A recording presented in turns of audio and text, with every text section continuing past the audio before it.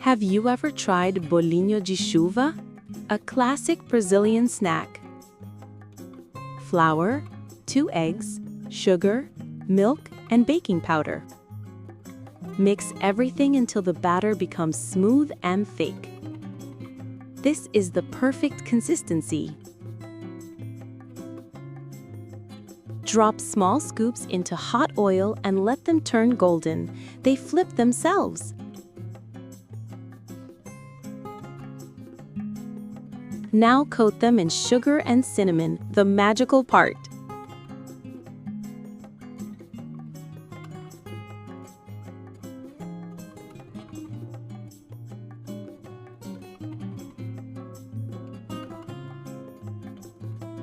Fluffy and delicious.